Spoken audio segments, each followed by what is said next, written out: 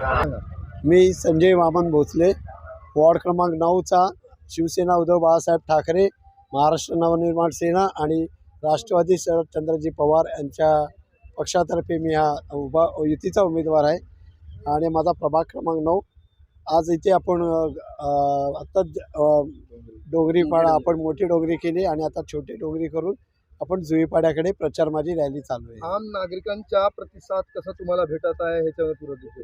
खरोखर मला उत्स्फूर्त प्रतिसाद मिळत आहे। मी गोराई 2 काल योगीनगर जिथे गुजराती बांधव आहेत आमचे, त्या लोकांनी पण ह्यावर्षी ठाकरे ब्रँड चालला पाहिजे। ही मुंबई आहे, मुंबई टिकण्यासाठी ठाकरे ब्रँड आवश्यक आहे असं त्यांच्या तोंडातून गुजराती बंधूंच्या पण आणि इतर भाषिक पण मराठी बंधू तर आमचे सगळे एकवटलेले आहेत। मराठी आणि मुंबईकर हे टिकले पाहिजे, त्यासाठी मराठी सगळेजण एकत्र झाले आहेत। या गोऱ्या गावात आल्या, ह्या गोऱ्या गावात जवळजवळ म्हणजे आम्ही 10 वर्ष दुसऱ्या पक्षाचे नगरसेवक होते, पण आम्ही बघतो का अवस्था आहे तिथे आणि मी त्यांच्यावर टीका करणार नाही। मला या विकास करायचा आहे आणि ज्या निदर्शनास गोष्टी येत आहेत गोऱ्या गावातल्या, मी जे कोणाला जे कमी लेखणार नाही, पण मी ह्या विजय नक्की होणार आणि ठाकरे ब्रँडचा महापौरला माझी एक नगरसेवक म्हणून साथ देणार आहे, एवढाच मी तुम्हाला विश्वास देतो। नागरिकांसाठी तुम्ही जात असताना का तुम्हाला समस्या काय वाटत आहे? गोरेगावामध्ये फिरताना एवढे वर्ष झाले आहेत, 40-50 वर्ष झाली आहेत,